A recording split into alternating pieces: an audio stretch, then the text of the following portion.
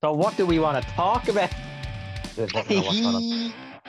Eat that humble pie, baby! The course of class has struck again. The booking was piss poor. And I tell you how wrong you are, so. The fans went home so pissed, so deflated. Simon Miller is correct. He never told me to pay for that money for a ticket, but as a fan, we feel slightly let down. I bought the t-shirt of CM Punk. In my eyes, what do you see CM Punk wouldn't count as? No! I should be here sitting and singing and dancing and saying the best thing to middle class was me being right that Drew lost. A titleless Drew McIntyre. No, thanks for having me on, and let me know when you want me to come back. You deal with your told, otherwise you get the belt.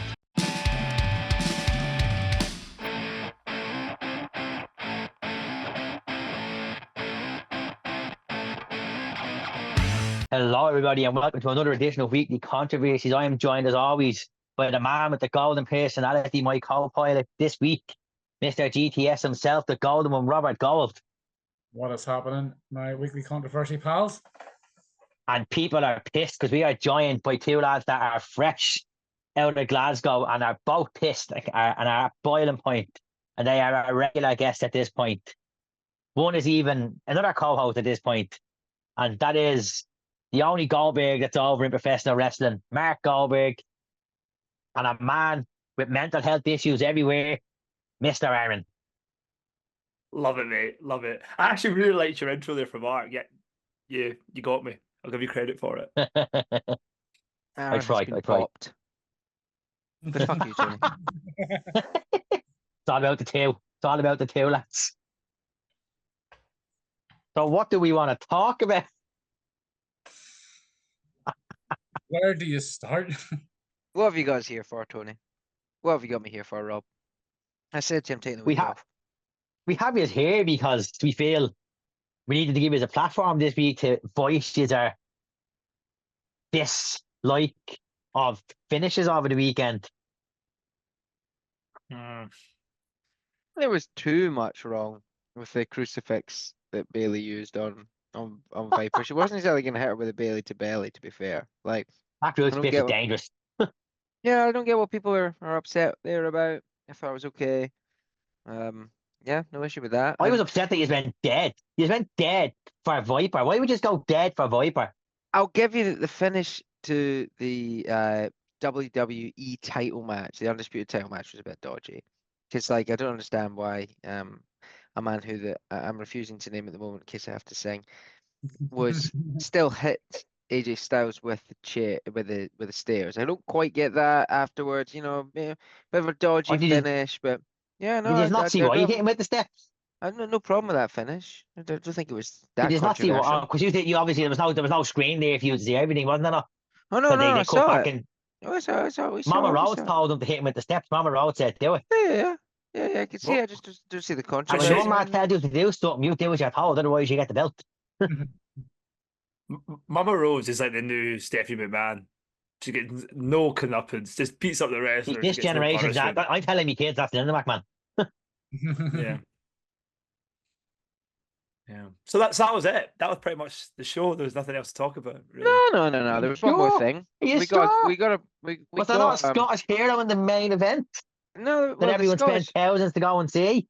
Aaron's right with the Scottish hero, Tony. You're correct. Kaylee Ray, Alba Fire finally getting her moment, and I'm pleased for her. Isla Dawn, the exact same. That was another good finish. Like, man, Glasgow got it good. We're pretty chuffed. I say Alba Fire got a slap off Kaylee Ray after the press conference, though. Alba Fire is Kaylee Ray. Sorry, Isla Dawn. I keep mixing the two. I don't know what's going on. Right, yeah. Isla Dawn, and she knew it. As soon as the word came out of her mouth, she realised. She was like, "Oh, fuck! I shouldn't have said that."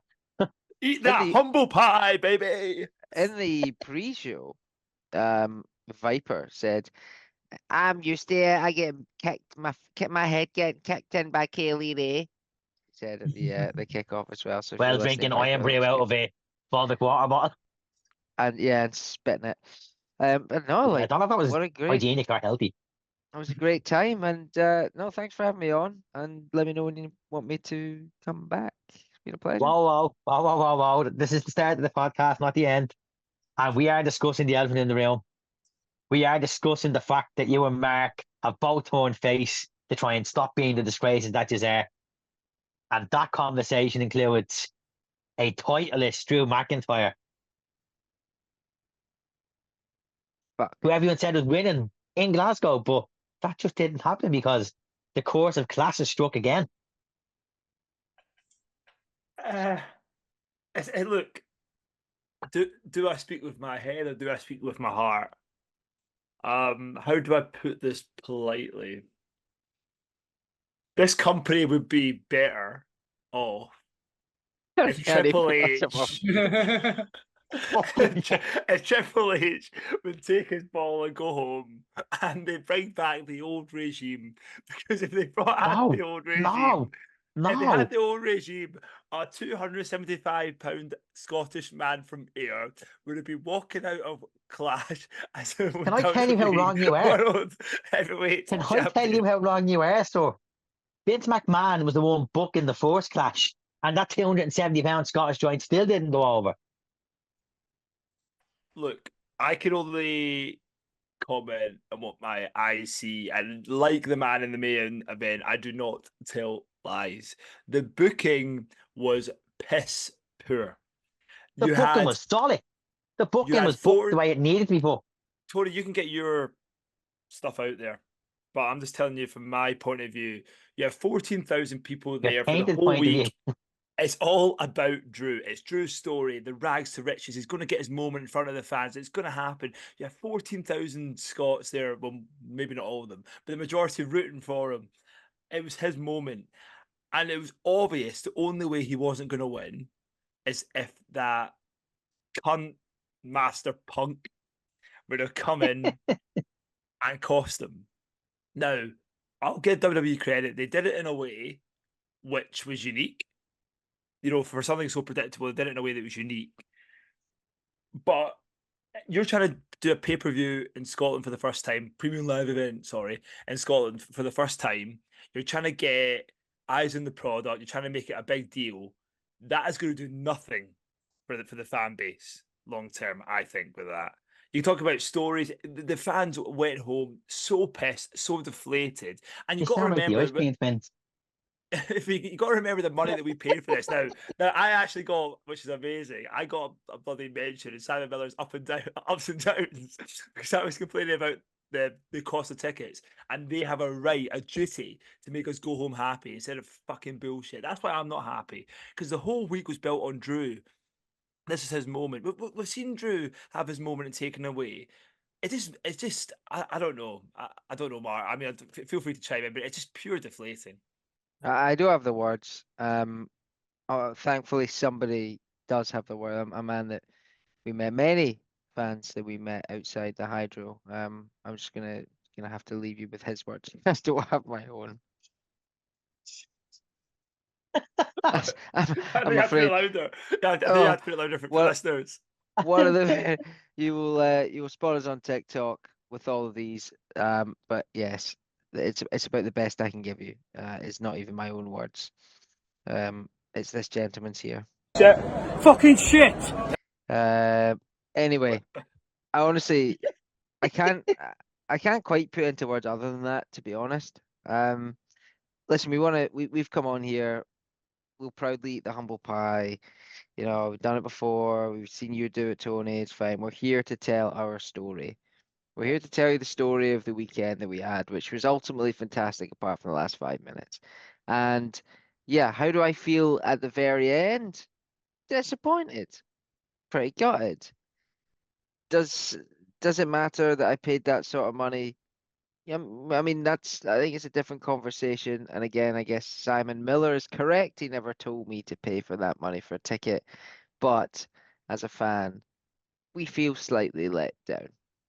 That is all. I don't know. I could ramble. I could go on my own Royal Rumble. You're that disappointed that you're wearing a CM Punk t-shirt and your best friend is at the deflecting from Rangers to Celtic. That's how depressed and sad you are. Look, if you can beat them, join them, I guess. You can't out-troll a troll, as I said before we came on. Look, as well, I've got the Clash merch, you know. I did everything. I did everything a Mark Leave the could do. memories alone. I did everything. Right? We supported Drew. Drew was gonna win. It was just so deflating. You see that smug Triple H, right? And that kickoff, he's coming out. He's like, "Come here, let me show you what I've done." And he shows the crowd. And then you got Michael Cole blowing smoke up Triple H's arse because it's the Triple H era. This is the pathetic era. Actually, no, it's not. Actually, no, it's not, Mark. We know what era it is. It's the Tesco era. That's what was getting branded. The Tesco era is what was getting branded at the kickoff. That's where we're at. That's what it should be. Well, I'm more a FiveMarks and Spencer's kind of guy. And Tony, you're right. I'm there standing in the queue, about to buy some drinks, almost late. I actually missed Michael Cole's entrance. Did he? I almost missed Michael Cole's entrance. You did miss Michael Cole's entrance. And Wade Barrett's and all the rest of it, which is really frustrating because, yes, indeed, I bought the T-shirt of CM Punk. And look in my eyes. What do you see? CM Punk wouldn't count to 3.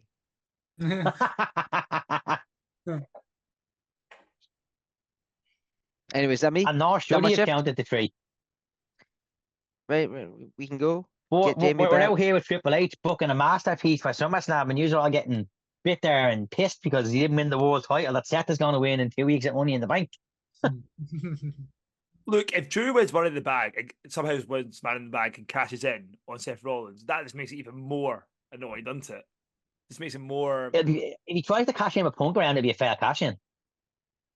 Like, I'd love to see Drew stay away now for a couple of weeks and return at Money in the Bank and just go full beast mode, take everyone out with a ladder, and then just climb it and take the briefcase and live. Look, I think for his character, it's probably not a bad thing what's happened. Him going away, what happened in Raw. What I said to you guys before we came on, started recording, was that finish was so much better watching it on TV than it was live. Watching it on TV with the camera angles, the way it was done, there was an element of, oh shit, this is incredible, this is unique. Even though you expected Punk, it was like, oh, that's no way, that's amazing.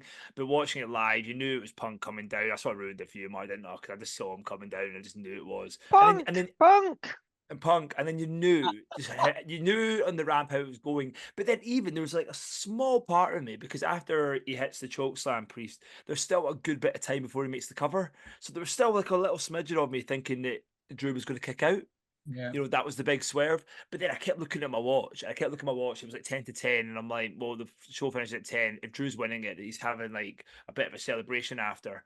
So there's no way that Drew's winning it. It was the pessimist to me. I said to you, Mark, after the tag team match, after the Scottish Lasses won, I said, Drew's not winning. And you shouted at me for being negative. But there was no way they were going to have a show and not have any Scottish winner. They couldn't do that.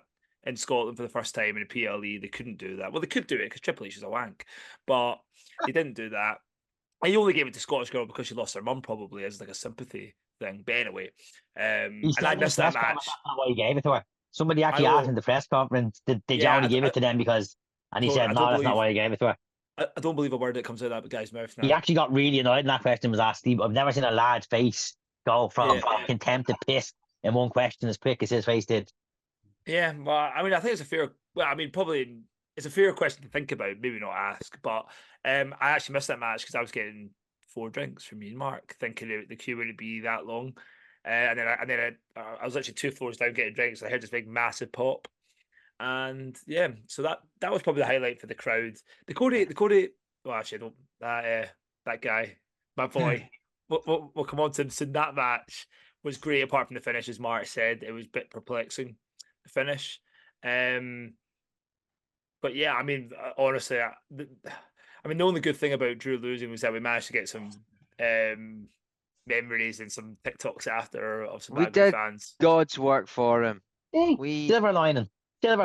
We gave the Weekly Controversies TikTok a fucking good time. You're saying that they're not part of the Weekly Controversies. They did the Lord's work for us, not for me, not for Rob, but for us. For us, and for Martin as well, if he's watching this. If he actually does watch this when he edits it, then... I asked him to come on this week, but they were all too busy. They didn't want it. What can you say? He got his fair share of the only mark for the FiveMarks podcast on Friday's show. Yes. He was popping. He was popping, Martin. He was popping. There's a video that we need to get on TikTok of our... FiveMarks is the beat. Oh, anyway. Yeah. It was an amazing weekend, right? And I don't know how much time we want to dedicate and if you guys want to go through the full weekend, but there's more to this than the finish, right? 5 minutes of shock and disappointment and emotion were the end of, a truly memorable couple of days ultimately. And we had such a smashing time, like the amount of stuff that we did, things we saw, people we met, conversations we had, whatever. Like, just, I said it was once in a lifetime. I said it was living a dream, and it worked out that way, even with the finish. So that's the only real confident silver lining I can give. Like, I still had such a great time, even though my dreams were crushed by CM Punk. Your dreams were broken, just like Drew Broken dream. McIntyre's were. Yeah. And it's like to me, like watching it as I back, even watching it a couple of times, like just seeing, like you could feel the emotion coming out of the fans once that 3 hits and once CM Punk hits that ring. You knew fine rightly that was it.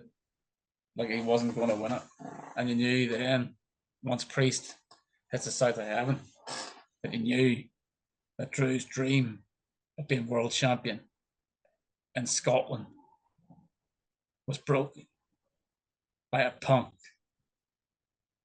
And I wouldn't mind. I should be here sitting and singing and dancing and saying the best thing to come out of Clash was me being right that Drew lost. But it's not. The best thing to come out of Clash is that Cody is once again a marked man by the bloodline. Look, Sorry, who's a marked man by the bloodline? Cody. I think you mean nah. Nah. You mean Cody. Cody Rhodes. Cody Rhodes.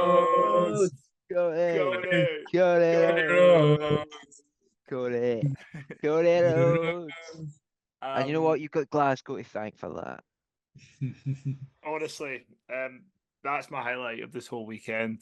Is Cody Rhodes. You tried chanting for AJ to combat Leon, but it just fell flat. I don't know why he's trying to chant for him, but he's trying and it just didn't work. We chanted AJ Styles, you're a wanker, you're a wanker. Yeah. It was honestly, just even the kickoff when he did the crowd surfing. Let's get into this. Come on, you guys are supposed to be hosts here, right? One of the biggest stories to come out of Weekly Controversies is that Aaron has turned face. He's a Cody Mark. He's the Cody Mark. Yeah, more so than Tony buying the T-shirt at WrestleMania. Oh, right? Man, ask him some questions about Cody. And you gave out to me. You pissed on me. You questioned my skills. And I've said it, and I will continue to say it. You cannot troll a troll. Just when you think you have all the answers. To quote the most famous wrestler of all time, I have changed the questions. Mark Tony, may sit there in a Celtic jersey and his Clash hat and try and convince me that I'm Mark.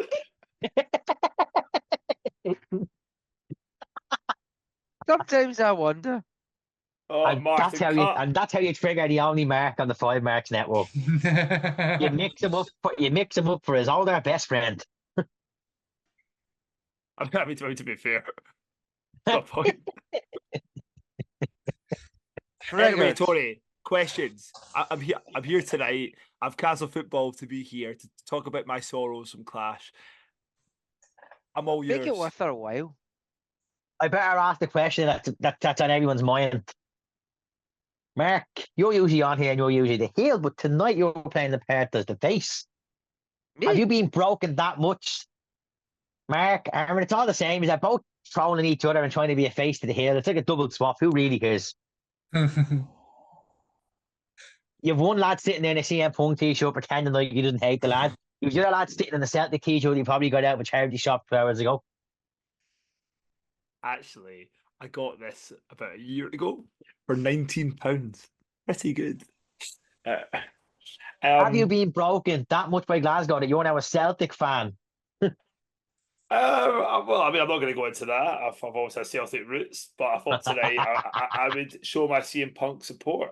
I showed my support for him on Saturday when I bought my girlfriend's brother a CM Punk hat, which So I you're showing instantly support for regret. Philip. You're showing support for Philip Brooks, Yeah, CM Punk, the cult of personality, Pepsi Phil. Does that mean in 2 months' time, when he puts Drew's wrestling career to sleep and beats him 1-2-3 in Cleveland, you will be cheering at the top of your lungs for the cult of personality? No, Tony. I think, if that's not a squash in 2 months' time, I am done with WWE. I am done. Oh. And that is my state. The way they have booked Drew since Mania, it's been nothing short of disgraceful. It's got to have a payoff. Punk cannot just keep getting one over and one over and one over the best wrestler in this bloody company. Drew's the reason why Raw has been entertaining for so long. If Drew does not beat Punk, I'm sorry, what? well, Drew's been the Drew biggest is the draw. reason that Raw has been entertaining. Yep. Over a Certainly period, one of the main reasons that That you was would a tune into bold Raw. statement.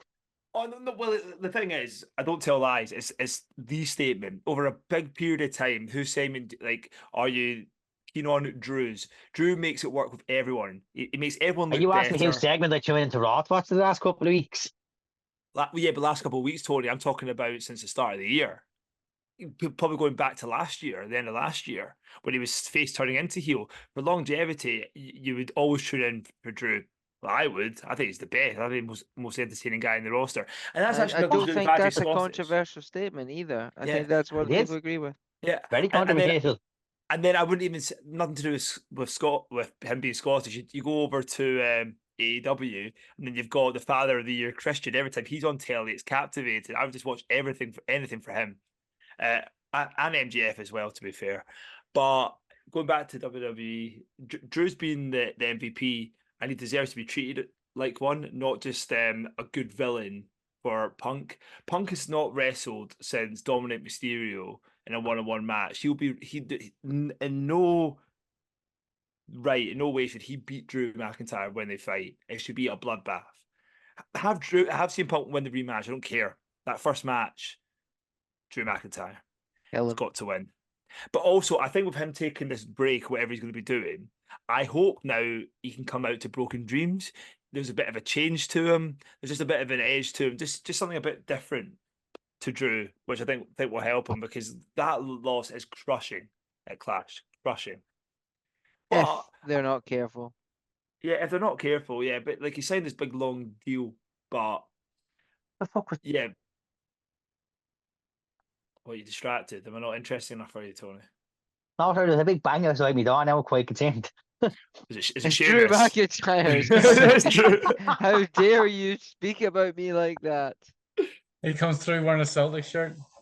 Yeah. Well, yeah. So basically, Drew is the best, and what happened at Clash can be forgiven if the next couple of months are good. And I will eat my humble pie and bow down to Triple H if I have bow to.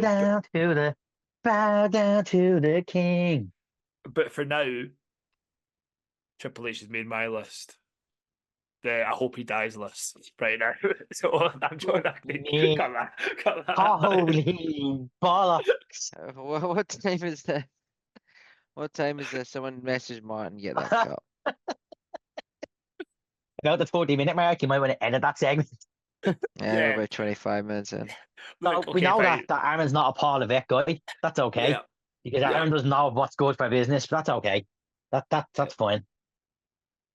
Look, but like the whole weekend of Clash was great. I mean, this is like for me and Mark, our first ever like PLE premium event or whatever, and then going to like any live tapings. Okay, we went to All In, but then to go to like WWE, because WWE is where it's at for us, and then to go to see the kickoff, to go see the guys up close. So the kickoff was great actually, because the guys could be themselves. Drew was hilarious, bringing out all the Scottish patter. They were all good. Damien Priest, I thought, was the MVP actually of the kickoff. The way he was just dealing with the Scottish crowd, I thought he was brilliant. But he won't get appreciated because Drew was making obviously Scottish jokes, which is great. But I mean, come on, you were getting Tesco over, Tesco in WWE programming. It's incredible that. The only that we would appreciate. And then obviously SmackDown was what it was, a pretty standard show. but it got better. There was a couple of good things in there. Probably didn't realize how big a return Randy Orton was, just because we knew it was advertised. But that was a pretty big deal. But as you were saying, Tony, going back to the bloodline stuff, that was one of my favorite things about Clash. Actually, was when Solo just stood in the ramp, and then when Randy and Kevin made the save, and then Randy just has that little glance at the Kevin title. is fast. For those that watched on telly and saw him run out, that he is fast. Who? Kevin, he came out that swinging like a bat out of hell. Yeah. But I mean, Mark, feel free to chime in here. But like in terms of the production, it was pretty basic. Yeah, I don't think this was like a, they say premium live event. I think they really stripped everything back very much to allow for as many fans to They've pay done that for in the as last few possible. shows, though. They stripped it back to fit as many in as possible because that's We're, Triple H's vision. but we're He's more talking about about, fitting in a crowd than he is about having a big stage. yeah, but we're talking about like there was that little room on the stage. There was no pyro. There was I thought absolutely it no was the pyro venue. I at thought the all. venue couldn't have pyro. That's why there was no pyro. They've had pyro for other things Because at the Hydro before. it was the fourth premium live event they've had in Europe that didn't have pyro. Yeah, I've been to things in the past at the Hydro with pyro, but that they didn't have it on the show for whatever reason. Maybe you're right. Maybe there's new regulations, but slightly missed out on that. I mean, you can even hear on Cody Rhodes' entrance when he shouts "boom," like Wade Barrett as he after the wall, as his Yeah. pyro should go off. Things like that, small stuff, but production wise, yeah, basic. Crowd was really hot. And it leads me on to one thing that I kind of not regret, but one He's full of the thing regrets. one thing I'm a little more sad about, and that's that we got a really, I mean, even on television, it was a pretty poor promo from the man whose game it is, with everyone saying it, L.A. Knight. Yeah. Yeah. Yeah. We never saw LA Knights in Glasgow, and I think the crowd would have been huge for a 5-10 minute promo with him. We didn't see Jey Uso, and again, I feel like I always say this, my thoughts on Jey Uso, I blah thought the blah Jey blah. Uso not being there was a missed opportunity, actually. But What it they would have been did, nice to yeet. yeah, because what they did was they put like a 5-minute promo in Clash of him on the screen, and I think with the intention that people would be doing yeet yeet yeet, but like one that is a promo on a screen, no one cares, and then when I say promo, I mean a video package, Yeah. and then also you couldn't really hear it. Like, because even when like Paul Heyman came on in SmackDown, that should have been a massive pop straight away, but I couldn't really hear what was going on. Sound quality was Um, poor. yeah, the sound quality was awful actually, like on the screens. Didn't know what was going on. Yeah, the early night thing was a bit disappointing. Even if he was on the screen and then he did his catchphrases, it could have got a bit over, but there was nothing. But I get why he wasn't there. They need to give these guys a bit of time off and busy schedules and can't Building go something everywhere. in the future with a guy that wouldn't have been anywhere near the card anyway in Logan Paul, but yeah, so a couple of small I mean, SmackDown itself, I think it peaked with the promo between Cody Rhodes and AJ Styles. It was a really good segment. Both men really on fire with their words. Cody playing this pretty vanilla baby face that really shouldn't be over, but just is. Baby face. Yeah, but brilliantly playing like Ice baby. he's just Linden. he's Ice, one of the only ice guys that actually baby. suits that total vanilla babyface role. AJ with some good lines, that sort of thing. The crowd got really hot for it, really hot. And it peaked and troughed. I think we didn't have that much to work with as fans on It says SmackDown. a lot about Cody Rhodes' run as champion that the hottest reaction he's got since winning it was a Glasgow crowd. Nah, shut the fuck up, right? Cody Rhodes deserved to beat Roman Reigns, and I think they made the right call with it. I think he's a fantastic champion, and I do think he should lose the belt to only win it back. But in terms of carrying the company as a babyface, there is no one better than Cody Even though the crowd Rhodes. is torn on him, like they said they would. I tell you what, the crowd is not turning to Cody Rhodes. Oh no, the Glasgow crowd didn't, but the US crowd did. They're not turning Cody Rhodes anytime soon. I think you Telling should off, listen to them he's next time feuding with Cody's in the ring. Not if he's Nah. feuding with Solo Every time Sikoa. Cody's in the ring with a US crowd, they're chanting for Roman, saying we want Yeah. Roman, not just when Paul Heyman's in the ring. Well, Roman Reigns, when he's coming back, he's not coming back in the championship picture ever. Of course He's he coming is. back like Seth came back right into the championship picture. Roman Reigns is not going anywhere near the championship He's the taking a next, strip next year. He's taking a strip Yeah, back. right. Yeah, right. He's not going near it. He's going right through Cody and taking it back. He's not going for not a chance. Is that going to happen? Not a chance. Just He's when got so many. Drew's dreams got broken, when Roman returns, it's going to be a shattered dreams production for Cody Rhodes' title reign. Oh, not a chance. Not a chance. Roman goes near that title. He's got too much feuding. Because Cody Rhodes' reign has been dull and boring as fuck. Yeah, and he will lose the title to Orton to win it back at the Rumble, and then that's my prediction. But they're one step closer to being the most titles held. Yeah, so if you want to go like long term booking, my prediction is that the Orton takes the title and then Rhodes wins it back, and then you go the Rhodes versus Rocket Mania. But for Roman Reigns, you've got so many hoops he needs to go through. He needs to go through Solo Sikoa first, and then he's got to go through the Survivor Series Bloodline versus Bloodline match. Sorry if I'm boring you, Rob. And then, and then,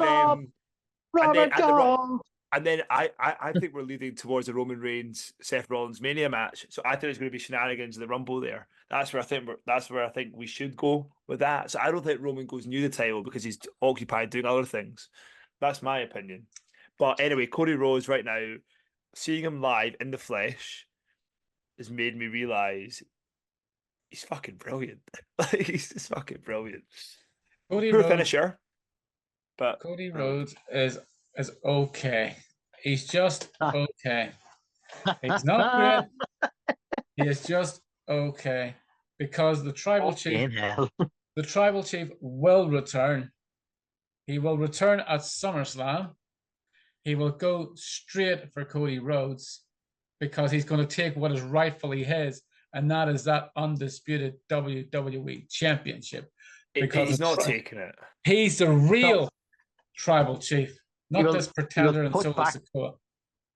I am going to cut off Rob before Rob makes the holy show of everybody on this podcast. We will touch back on Roman Reigns because I want to, before we deviate away and clash all together, I want to go back to Clash because there's something else we need to talk about. Something else that needs to be discussed because you had a bird's eye view of this, and that thing in question is Damian Priest nearly becoming an amputee. Yeah. That man nearly lost his leg, and that match nearly ended 5 minutes after it started. What were your thoughts when that happened? So we had a lot of issues with the ropes, and in fact there was one every single match. Apparently they weren't tightened. The referee alerted Priest into being loose before the match started. He was at the rope. He was like, "Look." Same with Styles. You had your warning signs. I mean, Jade Cargill flopped over the rope. Jade Cargill doesn't do fucking jumps in. So no, that was a bit.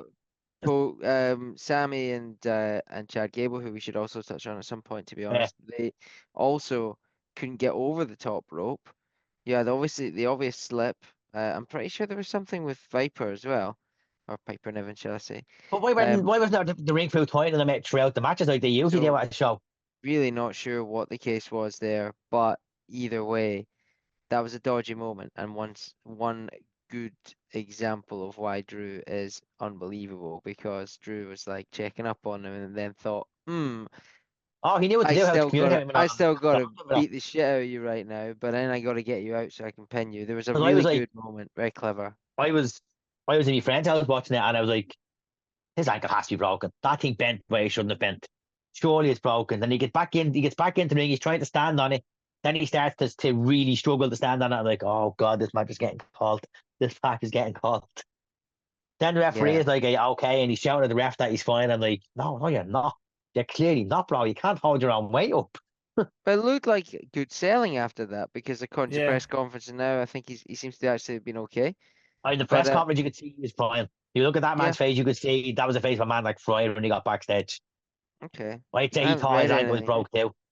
No, because apparently what I've been was that they're all impressed. They're all praising Drew for his professionalism, and then all praising Priest for his selling. I'm sure like he would have had immediate pain with that, but you know, because I was just thinking, this is great. He's injured. They're going to call an audible, and Drew's going to win. That's the way I was looking at it. Like, you know, because the match suffered a little bit from it, but I think taking the emotion out of it was actually a good match. I think. I really like David Priest. I think he deserves a bit more credit than what he gets as champion. I really do like him. It's just not in that spot with Drew. I Like think that's all. I think he'll go over Rollins just as a sort of a way to cement him as someone who does deserve to hold that belt, If because he has been impressive, but the title reign's been lackluster. if my prediction is right, and somehow Finn finds a way back into this match that he's eliminated from and wins Money in the Bank, well then I would say Damien's probably going to go over Seth. But if we go into Money in the Bank and Finn doesn't win the briefcase, then I see Seth going over Damien, and I see them doing Seth Gunther at SummerSlam. I don't really want Seth in the title picture. No. I know he deserves a rematch. Like, well, I say deserves a rematch. I guess he does, but he's carried the title. I really want to see Seth I be a part of a storyline now, be part of a story. That's where I think he's at his best. I don't really care to see Seth Rollins have a really good championship wrestling match. I want to see him in storylines now. That's where I think he thrives. That's where I think him and Reigns are going to do amazing stuff together. And I really hope that's the main match. I think the underlying issue with the world title picture they're on is someone has to face Gunther at SummerSlam. So they booked themselves into that corner where right now their champion is a heel. So they do a heel versus a heel, or do they have Damien drop it to a Seth or to a face Finn and have either either face Gunther? Because I don't see Gunther winning at SummerSlam. I see Gunther getting his win in Berlin. So that's the only reason that with Drew losing it makes sense, because that Gunther in that spot is really annoying. I think you're speaking to guys at Clash when I was waiting to get a drink. They were all thinking, well, or maybe it was you, Mark, as well. You do Gunther versus Orton in that rematch at SummerSlam, so it buys you a little bit more time. But then I think we're leaning towards Orton Rhodes at SummerSlam. But in saying that, though, I think that might just kill off this bloodline unless we see a return by Jimmy Uso. But we'll probably Money in the Bank see a return by Jimmy Uso or something like that, which costs Solo Sikoa or something like that. But I think, that would surprise me that if like that match Money in the Bank is just a one and done, because the bloodline, you're trying to build up this bloodline 2.0. So I don't know what they're going to do, but you're right. I think with the match at SummerSlam with Gunther, it just sort of they have put themselves in a corner a little bit. Because also I think I find Gunther really boring, to be honest with you.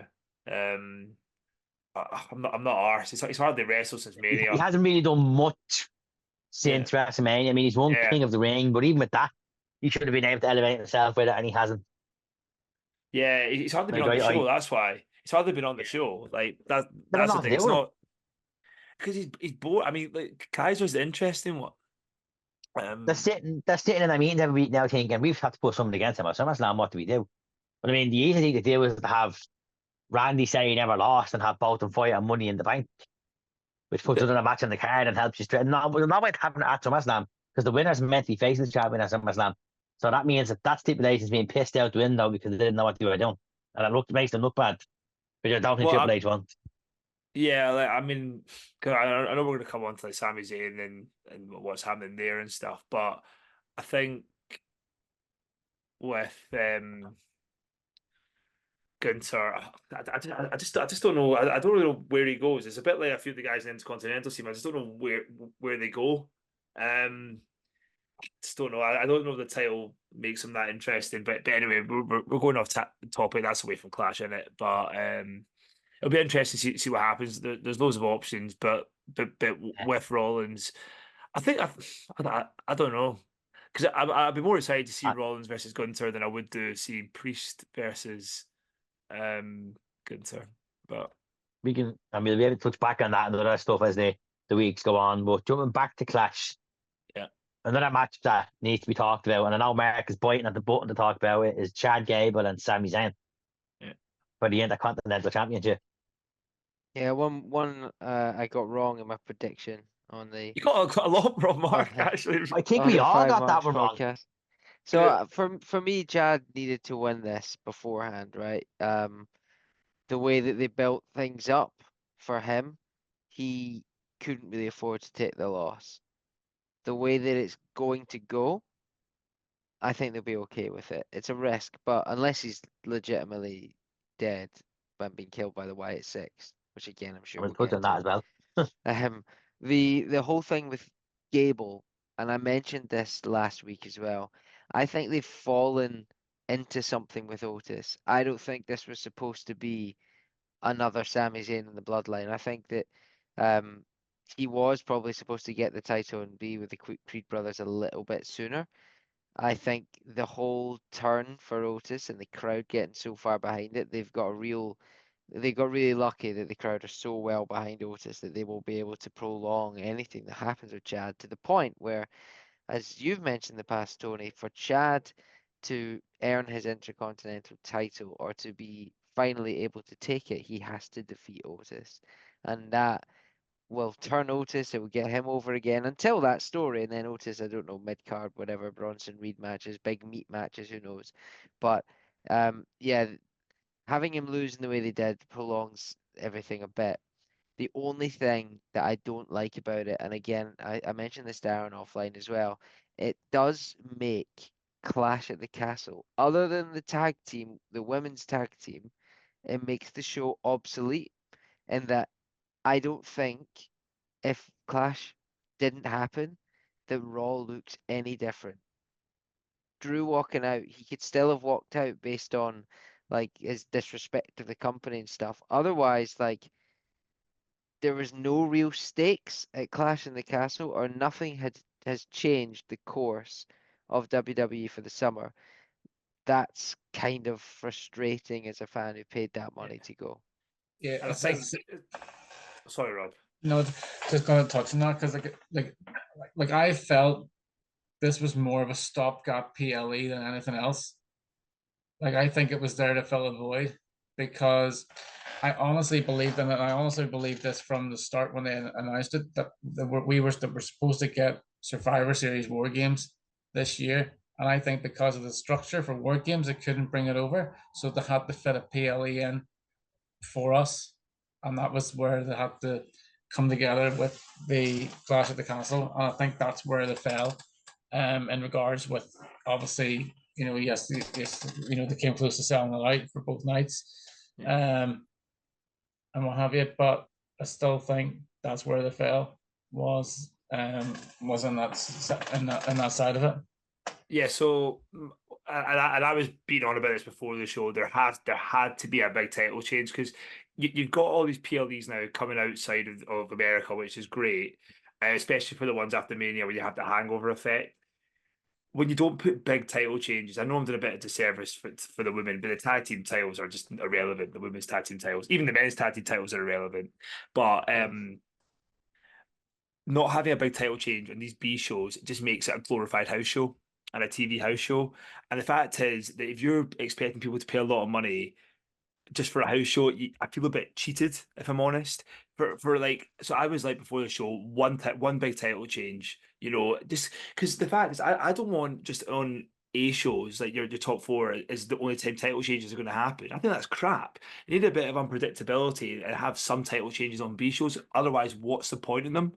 And that's what really disappointed me the most, actually. The story was fine with Zayn and Gable, but I thought when Zayn hit his flip off the top rope and hit Otis, I thought, right, Gable's winning here. And then the match randomly just went on for another 5 minutes until Zayn tripped Gable into Maxine Dupree, and then that was it. But I just thought that was going to be the finish with Otis getting hit by Zayn. But I don't know where that goes from there. I feel a bit sorry for Gable because he lost in Raw and then obviously got murdered and he lost his team. So I don't know what happens here. But the only good thing about Gable was I loved the stare. I loved the stare that they did in the ring. At Clash when he lost. But the good thing about that is, you see when you go to a live show, like you see the stare in the camera, and then the lights go off, and he just walks in the ring normally to start jogging and being all happy again. That's just the magic of TV. That's just the magic of TV. But yeah, that's my thoughts on results. just touching on Aaron's point there, one of the things I kind of feel as well, thought this a little bit after All In, but the buzz of being in a crowd cannot be replicated. But wrestling is better consumed as a product on TV. Oh yeah, definitely. Plus, you can listen to Michael Cole and and what's going on there, and the camera angles, because the camera work that's going on just now is incredible. Like if you were at Raw last night, would you have appreciated the Wyatts as much as watching it on the TV? The Wyatts, the six, whatever they're called. Probably not. So Exactly. You get your almost don't know point. where to look sometimes. Do Yeah, I look at the screen? Do I look at the ring? What am I missing? That sort of And stuff. sometimes they don't even have a screen there because they're changing things up really want more people. So it's more Yeah. people over production, so you're lacking the screens. mm, yeah. I'm But especially for the interferences and stuff. touch on But what yeah, Anna was saying about Chad, he hasn't won since before Mania. He's been on a losing streak. He's like the new Brian Myers. Like if we're building him up to have this new stable where he's going to be a feared heel, does he not need wins? Does he not need to be a threat somehow? Like when do you yeah. step in and must be a threat? Like we're going to Cleveland for SummerSlam. I assume in Cleveland it's going to be Chad and Sammy. If not, then they're going to go with Sheamus or Braun Breaker. But it looks more like they're going to feud Sheamus and Breaker in the air, implementing them into a title picture just about now. I don't And then you know. had It's Chad say that he's going to win Money in the Bank. I'm like, so Chad's going to be Money in the Bank. So he's not doing that in the Money in the Bank with Sammy. So Sammy is going to be in Toronto against whoever's against us to go over again. Yeah, so I think with that, I think because Zayn lost last time they were in Toronto against Reigns, I think they got to give Sammy the win at his hometown. And going back to Chad Gable, I think for the story now, the fact that he's saying I'm going to be Money in the Bank, and then he's injured or dead as he is now, how good would it be if Otis wins Money in the Bank again? Well, we've You been here, know, we're always been over where fans wanted them, and then they didn't know what to do with them. And it's like Chad said, yeah, someone else cashed in all his Money in the Bank. yeah, but there was no fans, and he had that stupid tag team partner Tucker, and then that was that boring storyline, the jealous tag team partner that was seen over and over and over again. So I don't know. It's just a thought. I think Money in the Bank is great this year. 'Cause you've got a few genuine winners this year, which is Yeah. actually quite exciting. But I don't know what happens with Gable. It's just because it's a bit like Drew. They signed a new contract. Everyone's praising them, but it's like I guess we're just being impatient, but I want instant results. I don't want him to get screwed over and then have to wait 4 months to be like, oh, okay, that was the payoff. It's like you need to strike when the iron's hot. And I think with Gable definitely missed a trick about putting the title on him on Saturday. I just hope that moving forward they can do something and repair the damages, the cracks that they've made Yeah. with Chad, because he's a great wrestler. He's like a new generation, a new version of what Kurt Angle was, and he has He's all just those characteristics, that charisma. There's no reason why he shouldn't be winning world titles or winning the IC title and moving up the ranks, Uh, but they just don't know. uh, They're not booking him in that sense. he's just a shit Kurt Angle. But you make a good point. Him, Drew, a few people like that. They've signed new deals and they've been knocked down and they're going to be built up. If you sign a new deal and you seem as happy as you are, you know that you're in it for the long haul and you know that you're getting something good out of it. So he must. It's why like you just got to stick with the Drew thing. Hope they know what they're doing long term, right? They did with the Bloodline and Cody. It paid off. They will hopefully. This is a wee bit. Well, I don't know if it's riskier than than Cody's title, but with Drew, it's a risk. With Chad, it's a risk. Chad needs to be taken seriously, but I think he knows where it's going. Will the crowd still be hot for him when it goes in that direction? That I'm not so sure. Again, they've got the White Six, which I'm sure we'll come to, which will probably distract from Raw for a while. Odd time to have them debut, but Chad needed the win to be believable. But because he signed that new deal, I think he's got time on his side. mm, yeah. The one thing I did like, and I've said this for a while, I think Sami Zayn is just getting a bit stale. His style of match, the way he is, that whole underdog thing, and he's always like the third wheel in a story. Even like on Monday with Braun Breaker and Sheamus, meant to be for the IC title picture, Sammy was like a third wheel in that. I don't know where he goes. I think he sort of needs to be involved in a story rather than a title, because So I just can't get into it. who do Yeah. you put against Sammy at Money in the Bank if Sammy's gone over? Surely you're not going to face Braun Breaker to lose because you've loads of momentum No, building around Braun. I can And then if you're think rebuilding Sheamus, do you feed Sheamus down for Sheamus to lose? the only way you can do it is Why does Sammy have to win? I It's think in he should Canada. win. I Why think does he should win. Braun Breaker not just go right through him? You should, but I don't want Breaker to win the title just yet. and I then think you do. So what? sorry, Tony, What? I just say you do a triple threat match and get Kaiser, cost But see, Sheamus. that's where I was going to touch on. But everyone's probably thinking triple threat, but there's a dark horse in this whole story, and that is Ludwig Kaiser. Love him. Yeah. He's like pure hot at the moment. He's running solo doing his thing. I mean, he could be a great IC champion. I don't see why we don't fuck him into a match, make it a four-way, and then continue one of them into SummerSlam if that's the route we're going. But surely you can't keep playing Sheamus against Ludwig and hope that the fans just decide to pop for at one point. Yeah, I know. Here's another random plot hole. Did Gunter, when you lose the title, do you not get a rematch clause? And Gunter's No, just been like, yeah, I'm quite bothered. I'm not really bothered about that. Yeah, I'm Drew, just gonna do other Drew things. didn't. Hmm. They don't do rematch clauses anymore, apparently. They make a deal of it when they do, like when Becky said, "Oh, you've got my rematch clause." It's a bit different. I mean, maybe they just don't do it anymore. But I mean, Gunter just kind of walked away from the Intercontinental scene, won King of the Ring, then off Yeah. TV, and we wait to see where that goes. But yeah, Ludwig is an interesting one. If he were to win the title as well, it's even more interesting because obviously the lineage of Imperium. But I don't really know how Sammy drops it. I think Sammy putting Braun over is probably the way to go though, because it's a believable win for Braun. It's not a bad loss for Sammy. It's a new champ. Braun looked insane on. I mean, he's looked insane ever since he's come up to main roster. He's been booked really well. Um, and you can tell they know they've got something in him, so they'll be careful. Maybe a bit early for him to have the title yet, but Yeah. he's the man to take it. I think, But yeah, I think only see, time will tell what route they go with as well. yeah, could always see Gable coming in and costing Sammy. Maybe whoever he's up against. The problem is But who you're up against. That's the thing. There's not many options, is there? we're going to touch back on Gable again as he move on to the resurgence of the Wyatt Six, Mm-hmm. which is spelled SICKS as in six, as in the Yeah, six. yeah. But anyway, we all kind of figured out who the Wyatt Six are. There shouldn't be any confusion over who they are. It should be quite clear and evident who each Yeah. member is. But what we do need to talk about with that whole Yeah.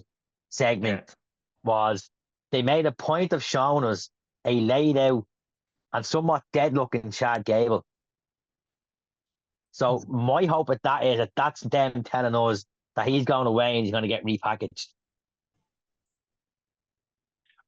Well, and that's maybe what I come mean. back as a more. Yeah, so that's what I mean. Like maybe there's a couple of ways to go down. Maybe like because he said he's going to be Money in the Bank. Maybe Otis comes in Money in the Bank and he costs Otis when he's up the ladder. Maybe he comes in and costs Sammy the title. Maybe he just I don't know. Maybe he doesn't come back for a few weeks and comes back with the Creeds. Um, I think it's probably a good idea to give him off for a couple of weeks. You know, maybe yeah, I don't know, or maybe he feuds with Uncle Howdy. Nah, I can't see that. But, I don't know who they're going to but feud with those lads for. I really want to like them, but I mm, know I won't. nah, I no. never So really got Bray Wyatt. I never liked the spooky thing. The Undertaker kind of got away with it, but I don't really like. We talk about tastes, your taste in wrestling. We talked about it last week when nobody picked the one of the obvious matches of the year being Bryan Danielson versus Will Ospreay, and a lot of people were going for the um. I think two people did the main event of WrestleMania, the storytelling, the nostalgia. That's like, it's your storytelling, it's your um in-ring action, it's your um what do you call it? Not spooky, but the sort of Supernatural. That's the word. Supernatural wrestling and that more television style. I am not into the supernatural stuff at all. It takes me right out. And for us to just watch Chad Gable and this whole like, the Alpha Academy and he's this coach and yada yada, and suddenly whatever they are coming in and like looking like they murdered him, I'm just like, I don't So know. I want I to, like and it. I'm gonna give him a chance, but I just I like it. I'm right behind it. I'm a fan. I was a Bray fan. I thought the Bray gimmick was outstanding. Another person whose life was cut really short, and I love that they're trying to pay homage to him by finishing his story.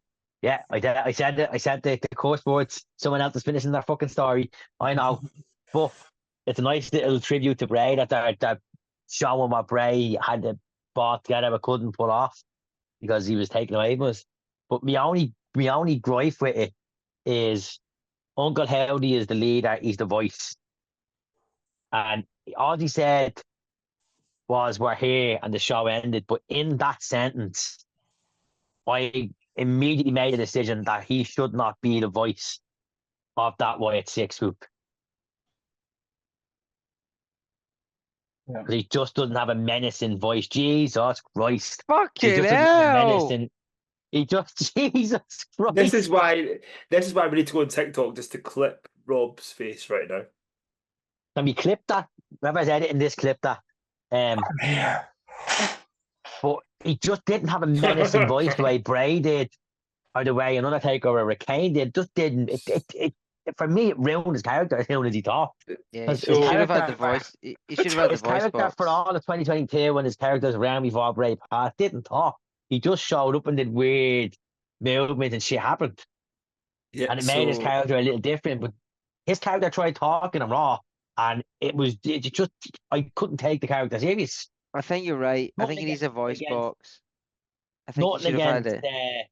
Bo Dallas, Uncle Howdy, but I just don't think he's a menacing voice. I think that they're going to need someone else to be the voice there. I am a Rudy Poo candy ass. I don't I- think the same something voice like box that. is going to work in this day and age. We needed something like that. the thing is, it was a really good I think segment. one of the people under the masks is Joe Gacy, if I'm not mistaken. Yeah, he is. Yeah. It One of was them a was really good Rowan. segment. One of them was Rowan. I think Gacy was the third person in through the court before Howdy. I think He that was was the Gacy. buzzard. He was the buzzard. I think Gacy should be the voice of the Wyatt Six because he has a menacing voice. The gimmick is something similar to the cult gimmick he was doing on NXT. I think Gacy could elevate that faction if he is the voice. Look, Yeah. look, Not Nikki Cross. He can be the puppet master and pull the strings, but someone else needs to be the voice. look, it's just in terms of the actual segment, it was a really good segment. It was really, really good and It was a really well really good done. segment. It was a really good I- segment, and I only fault the fact that whatever way they voiced him when he said we're here, it just didn't come off as menacing like it should have. It's just moving forward. I just don't see where it goes. Even when they wrestle, do they take the mask off? How does it work? I cannot They take. remade Howdy's mask so it was a half mask so you could see his face. But I Yeah, reckon but then you've Howdy's got- wrestling with his mask on. Yeah, but then you've got No, the others will take that Rowan, mask off and look at Eric But Rowan then- did wrestle without a mask anyway.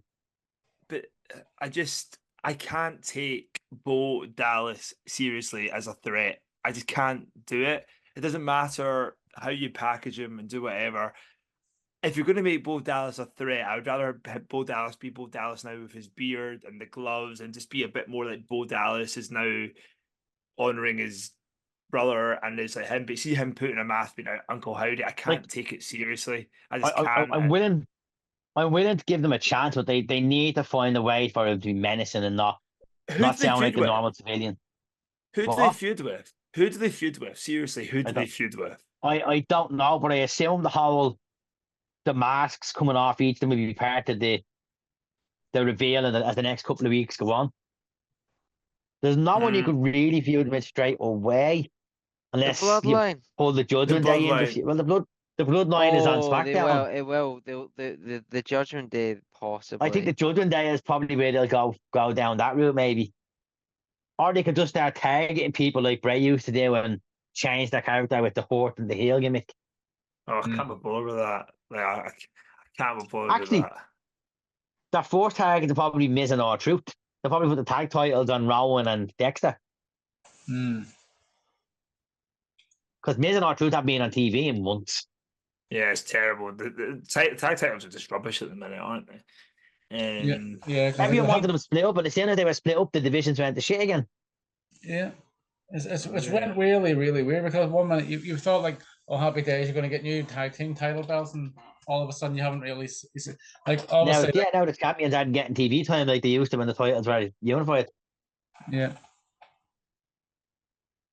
I think the tag titles should have been like the women's tag titles where they could go to both brands. There's one set of titles, both brands.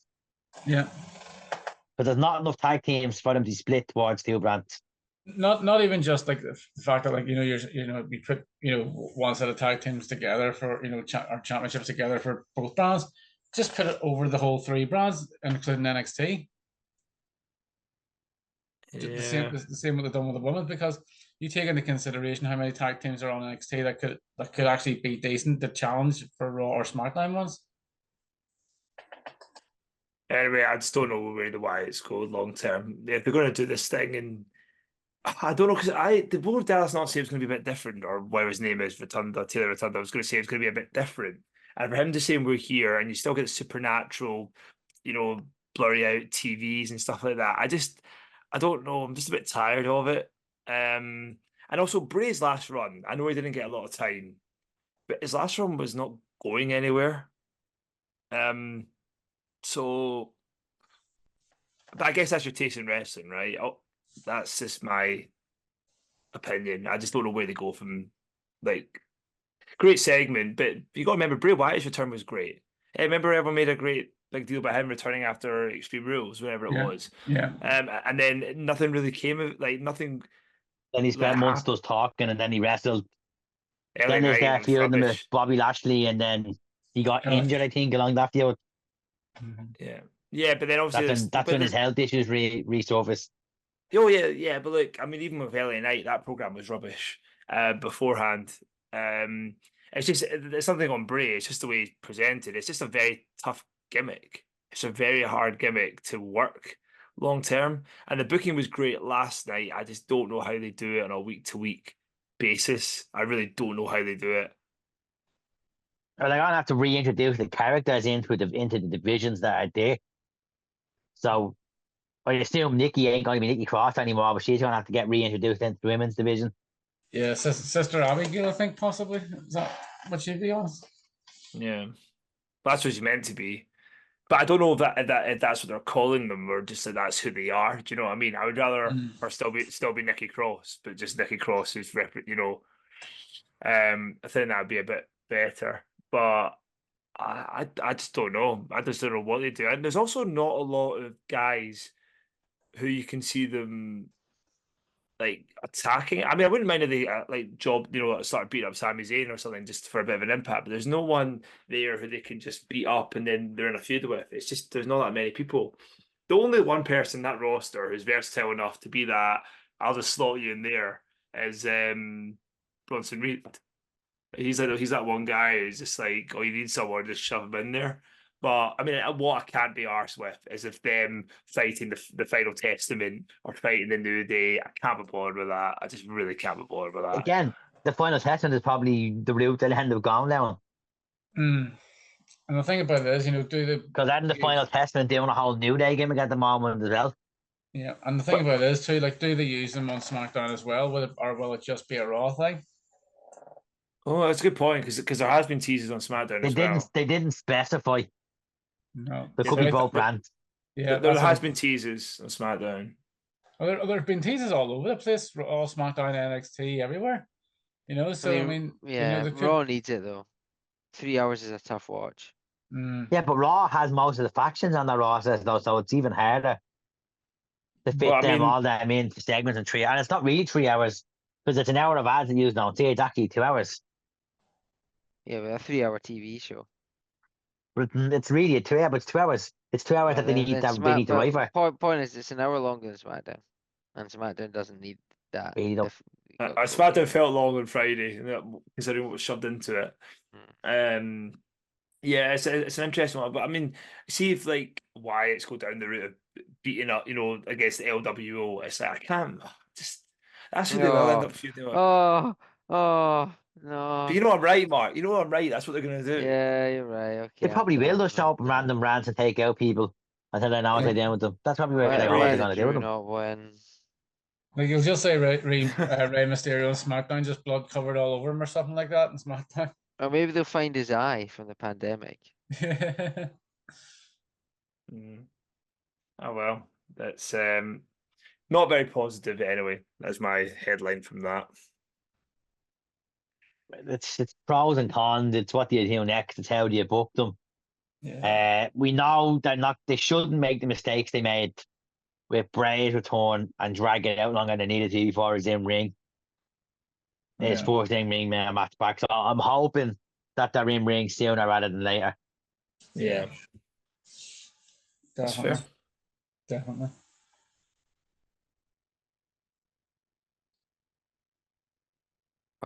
You weren't really silent there. I'll jump back in. So CM Punk. I'm just still mourning. We won't touch on CM Punk because CM Punk won't be relevant until Friday on SmackDown when he gives us the all clear. Okay, and that'd be the greatest night of everyone's lives, and CM Punk is cleared. But once again, graces with his in-ring brilliance. Yeah, let's go with that. That SmackDown, we're talking about what happened last night on Raw and the weekend that was in it. And another thing that we need to talk about is what the fuck direction are they going in with the Judgment Day and Liv Morgan?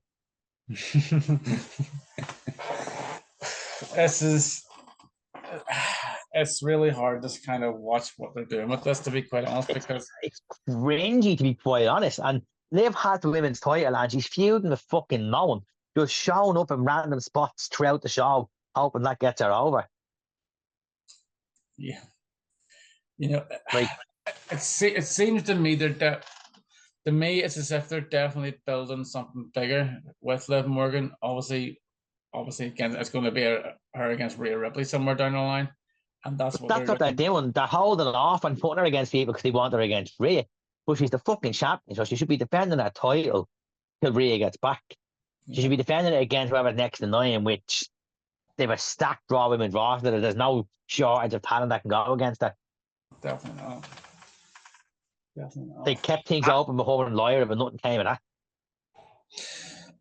No, and that's the thing. I think Alexa Lyra should get more of a shot. I think obviously she's done. Obviously we haven't seen her since Queen of the Ring there.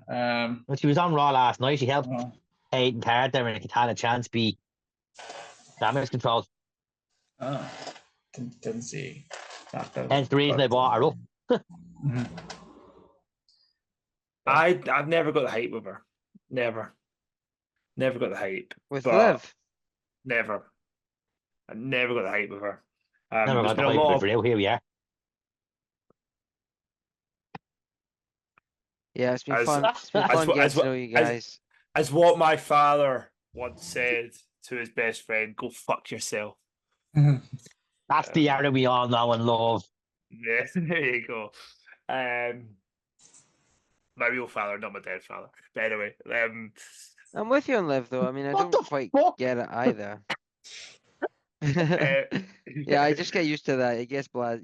You get immune to it eventually, Tony. Yeah. But I know I'm with you. I don't quite understand Liv. The whole injury angle seemed to do her wonders the way that it's to an extent. To Becky Lynch all those years ago, that she's kind of over because of something that happened. So we're finally agreeing with what I said on the podcast that we recorded the week after Mania, where I said that Rhea didn't fucking get injured for real. It was a walk. Are we finally coming around to this? Do we finally see what Tony says? Do we finally see the picture that was being painted? You could be right, just because the amount of people who are likely going to take breaks for a bit. But look at all the pictures that went up for people that have met her in shops. She's not wearing a sling. She's not wearing brave to say that she really injured herself. She wanted time off, so they gave it to her rather than a drop at Mania to Becky, which made no sense because Becky won the belt anyway. So yeah, there's but I think they want to get Rhea or another Mania moment. I don't know. I mean, Liv, I can't really get into that. I don't know. I'm just a bit. The only reason I like it is because I think it's going to bring out the best out of Finn, and it's going to really elevate Finn Balor with this, because he's going to be the big stooge behind it. He was playing the whole time. I think it's going to make him. I don't know.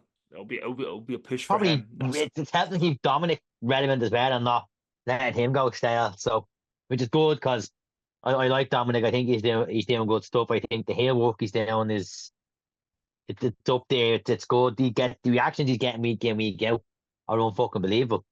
No, can't argue with you. Like he's great. No.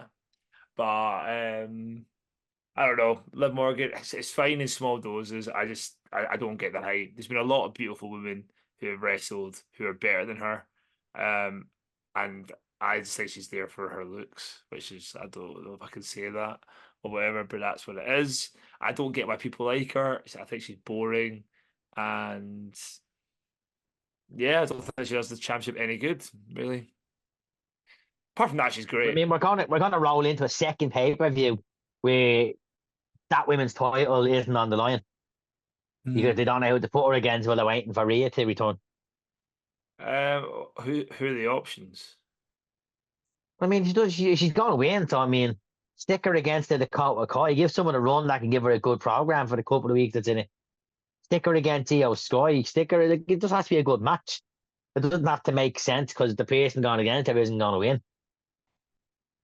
It's just, they've not done well with the women's roster. There's a dark cloud over both women's rosters, and that dark cloud is, of course, the one and only from the Queen City, Charlotte Flair, because she is soon. She's probably soon to be cleared. And we all know when Charlotte comes back to TV, wherever brand she ends up on, I think SmackDown, but I don't think they specify it. She's probably going to take the women's title wherever brand she shows up on. You're missing the real queen, Nia Jax, who's going to win that SummerSlam against Bayley. Yeah, that's where that's going. I'm here for Tiffany Stratton. I think Tiffany Stratton is the queen, so you can tell me what you want. I'm just not going to believe it. Yeah, she'll win Money in the Bank though. It's Tiffy time, and you all need to be ready for it because it's Tiffy time. Is that what you call your alone time in the bedroom? Sorry. I don't get me own time. I bet you do. Not fucking wearing at least I'm not wearing a fucking mask and scaring the kids away from me garden. What did Rob ever do to you? I don't know, but the PRS scenario to knock on his door and ask why he's kidnapping kids. Listen, if I want a kid now, no, I'm not going to get into that. Is the top part of that mask missing? I customized it. Yeah, it does look like it's been sawed off. I was in a fire when I was young. My uncle lit the house on fire.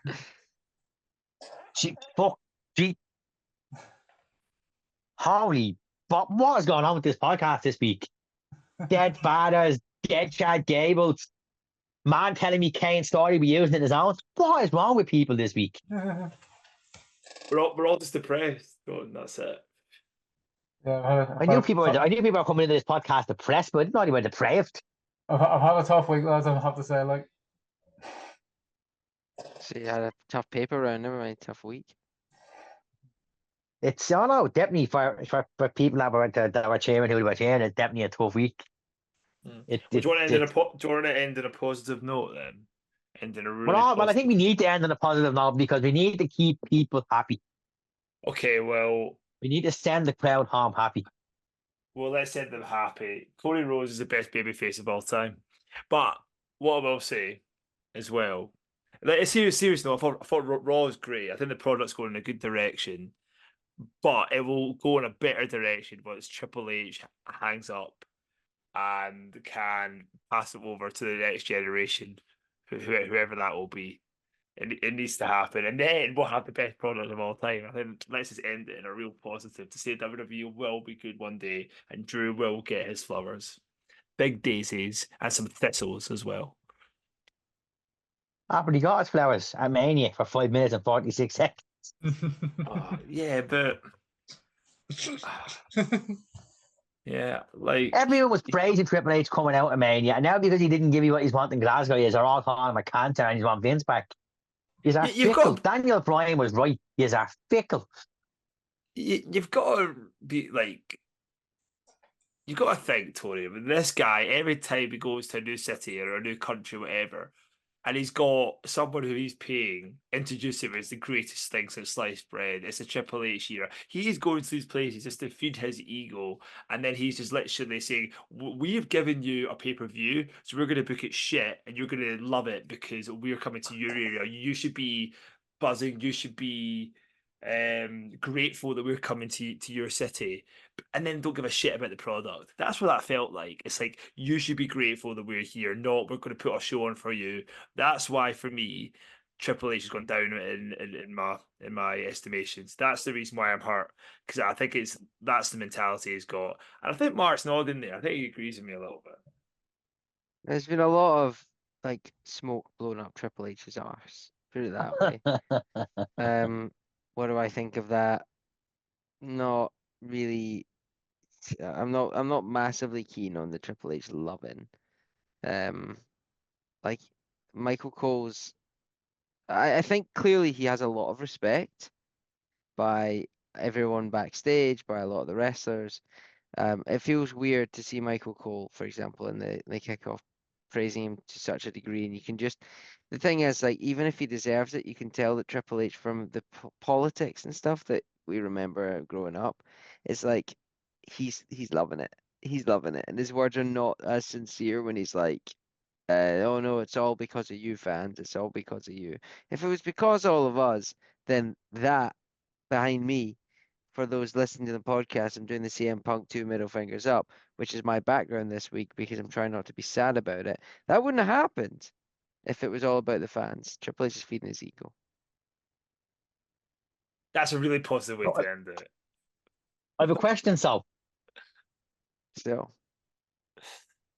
let's just say for argument's sake that on Saturday night Drew won the world title. Would this still be our views on Triple H, or would you also be blowing smoke up Triple H's ass? I would still have the same comment that I've said tonight. Cody Rhodes. Cody Rhodes. That's the question I asked. I don't know. Speaking of people who have smoke being blown up their ass. I don't think that the point I've just made depends on whether or not Drew won or not. I think Triple H still is enjoying the praise. Put it that way. I hate the guy. Just hate the guy. Sorry, absolutely despise him. I think he's the best thing that the WWE could ever have had right now. I really do. Nah, no chance in hell.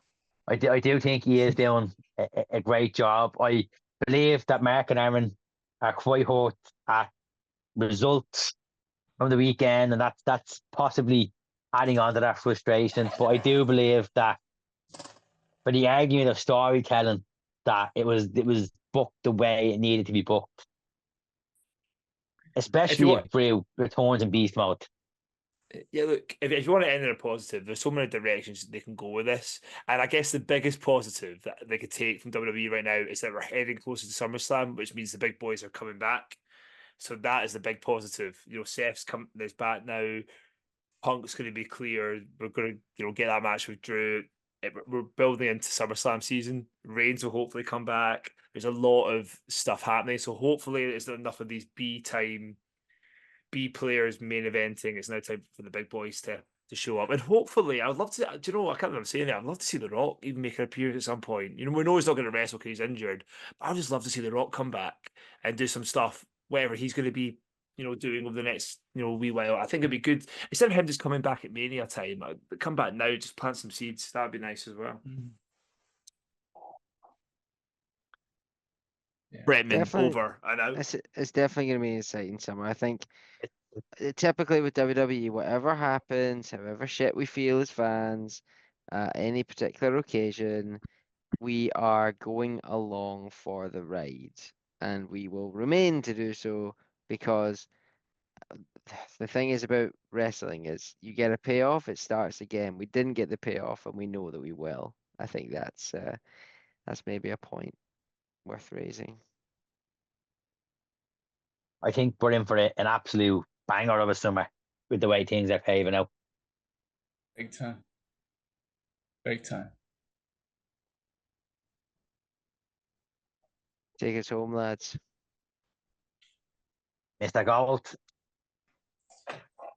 Well, folks, I'd say this has been the Weekly Controversies, and as I say, we have moved to a different day, which is Monday. Same channel, FiveMarks YouTube at 6 o'clock p.m. GMT. And just like Drew McIntyre, we are Irish.